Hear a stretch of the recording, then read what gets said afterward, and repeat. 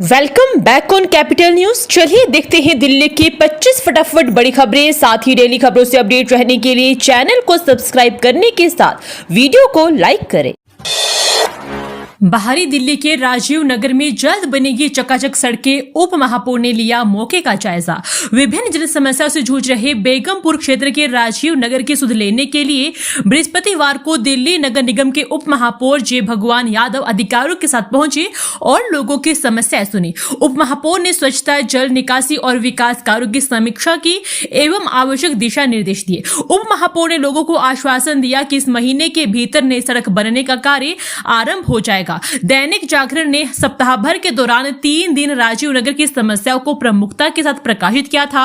स्थानीय लोगों ने कच्ची गलियों, साफ सफाई, दूषित जलापूर्ति की समस्या के बारे में बताया था। समाचार प्रकाशन के बाद नगर निगम के उप महापौर जे भगवान यादव ने राजीव नगर BCD ब्लॉक और Rajiv Nagar extension A block का दौरा किया और RWA प्रतिनिधियों एवं स्थानीय निवासियों से मुलाकात कर उनकी समस्याएं सुनी और अधिकारियों को आवश्यक कार्रवाई के निर्देश दिए। आनंद विहार फुटओवर ब्रिज की सीढ़ियों के दरवाजे पर जड़ा ताला, राहगीर हो रहे हैं परेशान। पूर्वी दिल्ली में आनंद विहार बस अड्डे के बाहर बनी फुटओवर ब्रिज की स्वचालित सीढ़ियां खराब होने से राहगीर बहुत परेशान है। सामान लेकर उन्हें बड़ी मुश्किल से सामान्य सीढ़ियों से चढ़कर रास्ता पार करना पड़ रहा है। सीढ़ियों पर भी अवैध बाजार लग रहा है। जैसे तैसे लोग सीढ़ियां चढ़कर एक से दूसरी जगह जा रहे हैं। स्वचालित सीढ़ियों के दरवाजे पर ताला लटका दिया है। राहगीरों ने बताया कि 2 सप्ताह से स्वचालित सीढ़ियां खराब पड़ी हुई है, कोई देखने वाला नहीं है। आनंद विहार और कौशाम्बी बस अड्डा पास में है। रोजाना हजारों की संख्या में यात्री आते हैं। एकमात्र फुट ओवर ब्रिज बना हुआ है, उसी से रास्ता पार करना होता है। जब यात्री बस अड्डे आए जाएंगे तो सामान भी साथ लेकर जाएंगे। सरकार ने फुट ओवर बनाकर लोगों को जो सुविधा दी थी वे उनके लिए असुविधा बनी हुई है। मिड डे मील में गड़बड़ी मिलने से एक्शन में दिल्ली नगर निगम, NGO से मांगा जवाब। दिल्ली नगर निगम के स्कूलों में मिड डे मील में अनियमितता की शिकायतों को लेकर किचन चलाने वाले NGO से जवाब मांगा गया है। MCD ने कारण बताओ नोटिस में पूछा है कि खाना बनाने में स्वच्छता के उपाय क्यों नहीं अपनाए जा रहे हैं। हाल ही में MCD की शिक्षा समिति के उपाध्यक्ष अमित खरखड़ी ने नरेला जोन के किचन का औचक निरीक्षण किया था। इस दौरान नमक से लेकर अन्य वस्तुएं एक्सपायर समय सीमा से पाई गई थी। MCD के वरिष्ठ अधिकारी ने बताया कि नरेला जोन, शाहदरा नॉर्थ और सेंट्रल जोन में किचन चलाने वालों से जवाब मांगा गया है, क्योंकि नरेला जोन में शिक्षा समिति के उपाध्यक्ष ने निरीक्षण किया था, जबकि सेंट्रल जोन में अतिरिक्त आयुक्त और शिक्षा निदेशक ने निरीक्षण किया। GIPMR अस्पताल प्रशासन ने नर्सेज यूनियन कार्यालय किया सील, नर्सों में भारी आक्रोश। दिल्ली में Govind Ballabh Pant institute of post graduate medical education and research अस्पताल में नर्स को अकेले मिलने के लिए दबाव बनाने की शिकायत पर बृहस्पतिवार को भी कोई कार्रवाई न होने से आक्रोशित नर्सों ने अपना हस्ताक्षर अभियान तेज कर दिया है। नर्सेज एसोसिएशन ऑफ GIPMER ने सरकार से मामले में हस्तक्षेप की मांगी है, साथ ही आंदोलन की चेतावनी दी है। इस बीच GIPMER अस्पताल प्रशासन ने यूनियन कार्यालय को खाली करने के लिए दिए गए अपने आदेश के अनुपालन में यूनियन कार्यालय को सील कर दिया। इससे अस्पताल में तनाव बढ़ गया। IGI एयरपोर्ट पर फिर तकनीकी खराबी से यात्री परेशान, 100 से ज्यादा उड़ानें प्रभावित। दिल्ली के इंदिरा गांधी अंतर्राष्ट्रीय हवाई अड्डे पर शुक्रवार को यात्रियों को परेशानी झेलनी पड़ी। एयर ट्रैफिक कंट्रोल प्रणाली में तकनीकी खराबी के कारण शुक्रवार सुबह उड़ान संचालन प्रभावित हुआ, जिससे कई उड़ानों में 1 घंटे से अधिक की देरी हुई। 100 से अधिक उड़ानें प्रभावित हुई है। तकनीकी खराबी के चलते एयर इंडिया, स्पाइस जेट और इंडिगो द्वारा यात्रियों के लिए एडवाइजरी जारी की गई है। देश के सबसे व्यस्त हवाई अड्डे राष्ट्रीय राजधानी के इंदिरा गांधी अंतर्राष्ट्रीय हवाई अड्डे से प्रतिदिन 1500 से ज्यादा उड़ानों का आवागमन होता है। एयर इंडिया की एक उड़ान में सवार एक यात्री ने यह जानकारी दी। लेट हुई उड़ानों में सवार यात्रियों से धैर्य बनाए रखने का अनुरोध किया गया, क्योंकि तकनीकी टीम समस्या का समाधान करने में जुटी हुई है। वहीं एयर इंडिया की ओर से यात्रियों को बताया गया कि जल्द ही परिचालन सामान्य हो जाने की उम्मीद। दिल्ली के इन रास्तों पर डायवर्शन प्लान लागू, पुलिस ने जारी की ट्रैफिक एडवाइजरी। दिल्ली पुलिस ने शुक्रवार को ट्रैफिक एडवाइजरी जारी की है। दिल्ली में 7 नवंबर को संस्कृति मंत्रालय की ओर से राष्ट्रीय गान वंदे मातरम की 150वीं वर्षगांठ मनाई जा रही है। इसी को लेकर ट्रैफिक एडवाइजरी जारी की गई है। बता दें कि शुक्रवार को राजधानी दिल्ली के इंदिरा गांधी स्टेडियम में एक भव्य आयोजन हुआ। इस कार्यक्रम में करीब 11,000 लोग पहुंचेंगे। इन सभी के कार्यक्रम में पहुंचने के लिए सड़कों पर करीब 1,000 कारें और 300 बसें जोड़ेगी। ऐसे में दिल्ली वालों को इन रास्तों पर परेशानी देखने को मिल सकती है। इसको देखते हुए दिल्ली पुलिस ने इन रास्तों पर डायवर्जन प्लान लागू किया। दिल्ली एनसीआर में AQI 350 के पार, जहरीली हवा से सांसों पर खतरा बरकरार। दिल्ली एनसीआर में 2 दिनों के मामूली सुधार के बाद राजधानी की वायु गुणवत्ता फिर से बिगड़ गई। शुक्रवार को दिल्ली का AQI बहुत खराब श्रेणी में पहुंच गया। सुबह 7 बजे आनंद विहार का AQI 329 दर्ज किया गया। इसके अलावा दिल्ली के और इलाकों में भी स्थिति बहुत खराब है, जिससे लोगों को सांस लेने में भी तकलीफ हो रही है। आइए बताते हैं कि आज दिल्ली एनसीआर में कहां कितना AQI रहा है। केंद्रीय प्रदूषण नियंत्रण बोर्ड के अनुसार दिल्ली के बवाना में सुबह 7 बजे AQI 366 रिकॉर्ड किया गया, जबकि IGI एयरपोर्ट पर AQI 267 दर्ज किया गया है। वहीं जहांगीरपुरी में AQI 336 रिकॉर्ड किया गया, जबकि मुंडका में भी स्थिति बेहद खराब रही। मुंडका में सुबह 7 बजे AQI 336 दर्ज किया गया। सोनिया विहार में AQI 226 पार किया गया, जबकि पंजाबी बाग में AQI 344 रिकॉर्ड। दिल्ली के टीकरी कला गोदाम में भीषण आग, दमकल की कई गाड़ियों ने आग बुझाने का किया प्रयास। दिल्ली के टीकरी कला इंडस्ट्रियल एरिया इलाके में गुरुवार देर रात एक गोदाम में अचानक भीषण आग लग गई, जहां आग ने कुछ ही मिनटों में विकराल रूप धारण कर लिया। आग की लपटें इतनी तेज थी कि कई किलोमीटर दूर से धुएं का गुबार दिखाई दिया, जिससे इलाके में अफरा तफरी मच गई। अग्निशमन विभाग को सूचना मिलते ही मौके पर आग बुझाने के लिए दमकल की कई गाड़ियां पहुंची। दमकल विभाग के कर्मचारी आग को बुझाने का प्रयास कर रहे थे। JNU के छात्र संघ चुनाव में ABVP की हार, जमीनी स्तर पर सतर्कता की कमी और वाम दलों का गठबंधन बना रोड़ा। जवाहरलाल नेहरू विश्वविद्यालय छात्र संघ चुनाव के नतीजों में अखिल भारतीय विद्यार्थी परिषद को इस बार करारी हार का सामना करना पड़ा है। अध्यक्ष, उपाध्यक्ष, महासचिव और संयुक्त सचिव चारों पदों पर वामपंथी संगठन ने कब्जा जमाते हुए एक बार फिर कैंपस की पारंपरिक वैचारिक धारा को मजबूत किया है। इस हार के बीच ABVP और कई वजह जमीनी स्तर पर सतर्कता और वाम दलों का आपस में गठबंधन करना रहा। इससे ABVP का वोट वाम गठबंधन के पास चला। एक भारत श्रेष्ठ भारत को दिल्ली में बढ़ावा, राजधानी के चौराहों पर दिखेगी देश की कला संस्कृति की झलक। केंद्र सरकार के कार्यक्रम एक भारत श्रेष्ठ भारत को दिल्ली में बढ़ावा दिया जा रहा है। इसके अंतर्गत विभिन्न राज्यों के त्योहार को भव्य तरीके से आयोजित करने में दिल्ली सरकार अपना योगदान दे रही है। राज्यों के स्थापना दिवस पर सरकार कार्यक्रम आयोजित करती है। अब राजधानी के प्रमुख चौराहों पर भी इसकी झलक मिलेगी। इन्हें अलग अलग राज्यों की कला संस्कृति, वहां के प्रसिद्ध पर्यटन स्थल और सशस्त्र बलों के थीम पर सजाने की योजना तैयार की जा रही है। लोक निर्माण विभाग ने इसके लिए विशेष सुंदरीकरण अभियान शुरू किया है। इस पहल के अंतर्गत दिल्ली के 41 प्रमुख गोल चक्करों का चयन किया गया है। इस योजना का उद्देश्य राष्ट्रीय राजधानी में भारत की सांस्कृतिक, कला और ऐतिहासिक विविधता को प्रदर्शित करना है, ताकि दिल्ली पूरे देश की भावना को प्रतिबिंबित करे। हर गोल चक्कर को उस राज्य या केंद्र शासित प्रदेश की विशिष्ट पहचान के अनुसार सजाया जाए। बीते 15 वर्षों में दिल्ली में आग और दुर्घटनाओं में 6,611 मौतें, DFS को मिली 4 लाख से अधिक इमरजेंसी कॉल। पिछले 15 वर्षों में साल 2024 तक दिल्ली फायर सर्विस को 4 लाख से अधिक आपातकालीन कॉल प्राप्त हुए, जबकि राष्ट्रीय राजधानी में आग, इमारत ढहने और सड़क दुर्घटनाओं सहित विभिन्न दुर्घटनाओं में 6,611 लोगों की जान गई। आधिकारिक वेबसाइट पर उपलब्ध डेटा के अनुसार 2011-12 वित्तीय वर्ष में सबसे कम 18,143 कॉल प्राप्त हुए, जबकि 2022-23 में सबसे अधिक 31,958 कॉल आए। 2010-11 में सबसे कम 243 चोटें दर्ज आई है, जबकि 2023-24 में 3,232 व्यक्ति घायल हुए हैं, जो सबसे अधिक है। मौतों का आंकड़ा 2016-17 में सबसे कम 277 था, जबकि 2023-24 में 1,303 लोगों की मौत हुई है, जो अब तक का सबसे ऊंचा है। 2009-10 में 2023-24 वित्तीय वर्ष तक DFS की सहायता मांगी गई घटनाओं में दिल्ली में कुल 6,611 मौतें दर्ज की गई। दिल्ली एयरपोर्ट पर सुरक्षा में बड़ी चूक, थाईलैंड से दिल्ली पहुंचा ब्रिटिश नागरिक ट्रांजिट जोन से फरार। सुरक्षा से जुड़ी कई एजेंसियों की नजर में रहने के बाद एक विदेशी नागरिक IGI एयरपोर्ट के टर्मिनल 3 से चुपके से फरार हो गया। फरार विदेशी नागरिक की तलाश के लिए दिल्ली पुलिस सहित तमाम सुरक्षा एजेंसी जुटी है, लेकिन अभी तक इस मामले में किसी को कोई सफलता नहीं मिली है। विदेशी नागरिक एयरपोर्ट से क्यों फरार हुआ, उसका उद्देश्य क्या है, इस बारे में अधिकारी केवल क्यास लगा रहे हैं। सुरक्षा एजेंसियों के लिए अब चिंता का सबब बन चुकी है। यह घटना 28 अक्टूबर की है। 28 अक्टूबर को ब्रिटिश नागरिक यात्री फिट्स पैट्रिक बैंकॉक से उड़ान लेकर नई दिल्ली पहुंचा। यहां से उसे एयर इंडिया की कनेक्टिंग फ्लाइट से लेकर लंदन की यात्रा करनी। नाबालिग से सामूहिक दुष्कर्म के 9 आरोपी बरी, कोर्ट का लड़की से अंतरिम मुआवजा वसूलने का भी आदेश।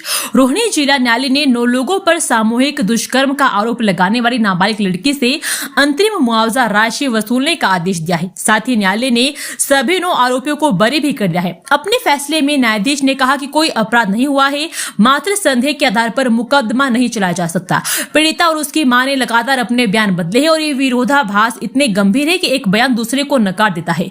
अतिरिक्त सत्र न्यायाधीश अमित सहरावत ने सितंबर 2023 में नाबालिग लड़की के अपहरण और सामूहिक दुष्कर्म के एक मामले की सुनवाई करते हुए हाल ही में अपना निर्णय। प्रदूषण रोकने के लिए आनंद विहार बस अड्डे पर नई पार्किंग व्यवस्था लागू, पहले आधे घंटे तक रहेगी मुफ्त पार्किंग। आनंद विहार क्षेत्र में बढ़ते प्रदूषण से प्रशासन की नींद उड़ी हुई है। इसे कम करने के लिए हर जतन किए जा रहे हैं। इसी दिशा में कदम उठाते हुए बृहस्पतिवार को आनंद विहार बस अड्डे पर बस पार्किंग की अंतरिम रूप से नई व्यवस्था लागू कर दी। Delhi transport infrastructure development corporation के मुताबिक इसके तहत पहले आधे घंटे तक बस पार्किंग निःशुल्क होगी। उसके बाद आधे घंटे से 8 घंटे तक 100 रुपए और 8 घंटे से 24 घंटे तक 200 रुपए शुल्क लिया जाएगा। 24 घंटे से अधिक समय तक बस खड़ी रहने पर जुर्माना लगाया जाएगा। पहले 25 मिनट के 540 रुपए देने होते।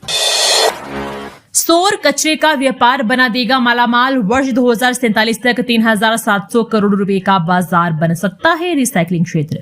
खराब या प्रयोग हो से बाहर हो चुके सौर पैनलों से सामग्रियों को निकालना और उन्हें दोबारा इस्तेमाल करने का व्यापार वर्ष 2047 से 3700 करोड़ रुपए का बाजार बन सकता है। यह जानकारी counselling on energy, environment and water के 2 नए स्वतंत्र अध्ययनों से सामने आई है, जिन्हें गुरुवार को जारी किया गया। इन्होंने बताया कि यदि यह संभावित क्षमता हकीकत बनती है तो सौर कचरे से सिलिकॉन, तांबा, एल्यूमिनियम और चांदी जैसे मूल्यवान सामग्रियों को दोबारा निकाला जा सकता है और इससे 2047 तक क्षेत्र की विनिर्माण जरूरतों का 38% हिस्सा पूरा किया जा सकता है। घने कोहरे पर भी दिल्ली एयरपोर्ट पर उतर सके विमान, इसके लिए करना होगा इंतजार। कैट 3 चालू होने में लगेगा समय। कम दृश्यता होने पर पायलट रनवे 10-28 पर कैट 3 सुविधा का इस्तेमाल कर सके, इसके लिए अभी करीब 1 महीने का इंतजार करना पड़ सकता है। एयरपोर्ट सूत्रों का कहना है कि सितंबर में इस रनवे पर कैट 3 सुविधा इंस्टॉल की गई थी, लेकिन इस पूरी प्रणाली को पूरी तरह क्रियाशील होने में न्यूनतम 1.5 महीने का समय लगता है। पूरी प्रणाली चरणबद्ध तरीके से लागू होती है। अभी यह प्रक्रिया चल रही है। संभावना है कि नवंबर के अंत तक यह पूरी तरह क्रियाशील हो जाए। बता दें कि यात्रियों व विमानों की आवाजाही के लिहाज से सर्दी व नववर्ष का समय काफी व्यस्त माना जाता है। इस समय एयरपोर्ट पर 2 तरह की परेशानी होती है। एक तो विमानों का अत्यधिक ट्रैफिक व दूसरी और कम दृश्यता। दोनों स्थितियां एयरपोर्ट व रनवे संचालन की मुश्किलों को बढ़ा देती है। पिछले कई वर्षों का अनुभव यही कह रहा। आचार्य नरेंद्र देव कॉलेज के छात्रों का इनोवेशन, अब डस्टबिन खुद जाएगा कचरा उठाने। सार्वजनिक स्थानों पर डस्टबिन होने के बावजूद उसके आसपास कचरे का ढेर नजर आता है। डस्टबिन बंद हो तो लोग इसे छूना नहीं चाहते हैं और दूसरे से ही कचरा फेंक कर निकल जाते हैं। इसी परेशानी से समाधान के लिए दिल्ली विश्वविद्यालय के आचार्य नरेंद्र देव कॉलेज के छात्रों ने जायरोस्कोप आधारित स्मार्ट मूवेबल डस्टबिन तैयार किया है।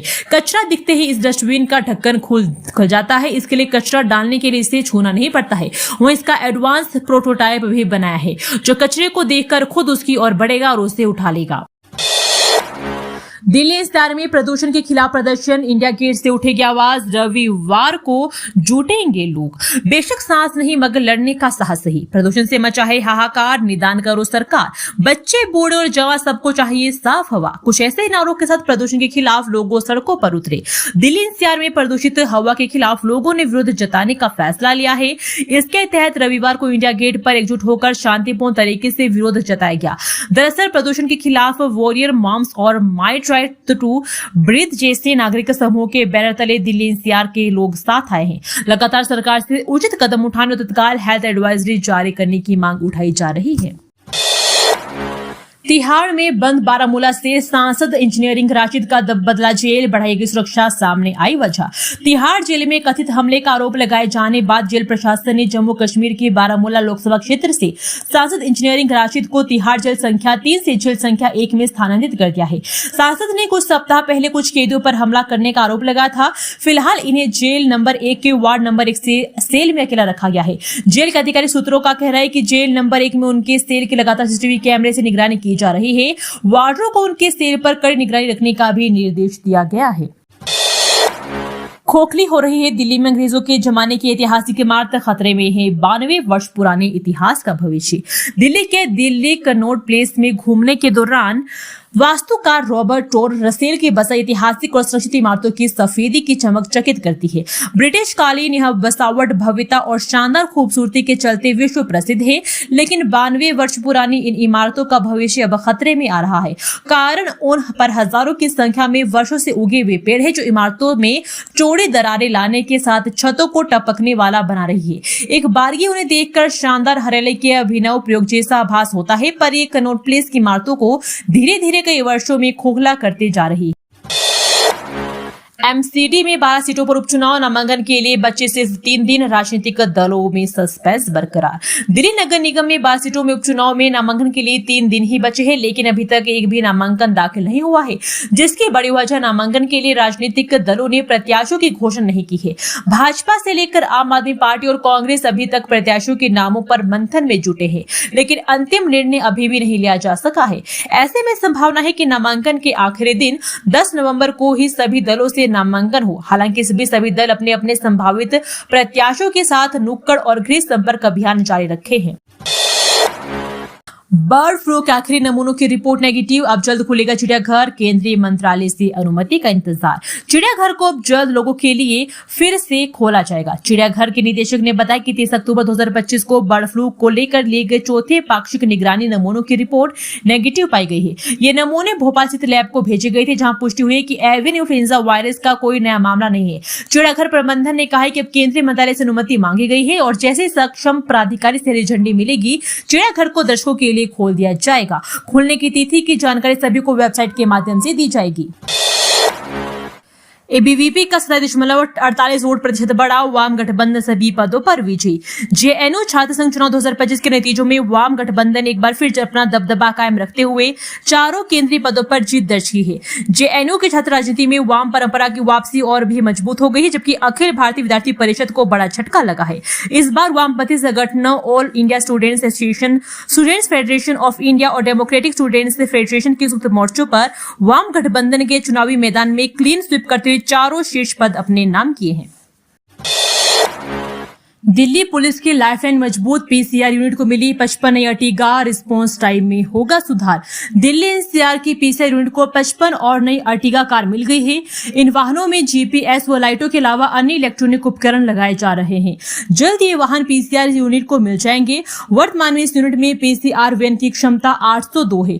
55 अन्य वैन मिल जाने से पीसीआर वैन की क्षमता 857 हो जाएगी। इससे आने वाले समय में पीड़ितों के पास जल्द पहुंचने में मदद मिलेगी। पुलिस अधिकारी का कहना है कि नई दिल्ली सबसे महत्वपूर्ण जिला होने के कारण यहां सबसे अधिक पीसीआर वैन की तैनाती रहती है। यहां कॉल भी कम आती है, जिससे इसी कॉल रिस्पांस टाइम करीब 5 से 6 मिनट का है। इसके अलावा दक्षिण पूर्वी, मध्य, उत्तरी पूर्वी, उत्तर पूर्वी, शाहदरा, दक्षिण पश्चिम आदि जिले में भी कॉल रिस्पांस टाइम अमूमन 6 मिनट को ही है। एमसीडी उपचुनाव के लिए कांग्रेस ने गठित की बूथ स्तरीय टीमें, हर टीम में रहेंगे 5 सदस्य, वोट चोरी पर रखेंगे नजर। 12 एमसीडी वार्डों में उपचुनाव के मद्देनजर दिल्ली कांग्रेस बूथ प्रबंधन कमेटी ने प्रत्येक बूथ पर 5 सदस्यीय कमेटी का गठन कर इन बूथ स्तरीय टीमों को बूथ प्रबंधन में प्रशिक्षित किया है। कमेटी का कहना है कि मतदाता सूची के साथ छेड़छाड़ व वोट चोरी के खिलाफ वार्डों में कड़ी निगरानी रखेगी। प्रदेश कांग्रेस अध्यक्ष देवेंद्र यादव ने कहा कि दिल्ली कांग्रेस की बूथ प्रबंधन कमेटी 30 नवंबर को होने वाले एमसीडी उपचुनाव के लिए पूरी तरह से तैयार है। उन्होंने कहा कि कांग्रेस की बूथ स्तर की टीमें पिछले 9 महीनों में भाजपा की रेखा गुप्ता सरकार द्वारा जन विरोधी शासन और भाजपा की वोट चोरी की साजिश के बारे में मतदाताओं को जागरूक करने के लिए घर घर जा रही है। दोस्तों, वीडियो पसंद आया तो वीडियो को लाइक एवं चैनल को सब्सक्राइब कीजिए और कमेंट करके बताइए कि आप दिल्ली के किस जगह से इस वीडियो को देख रहे हैं।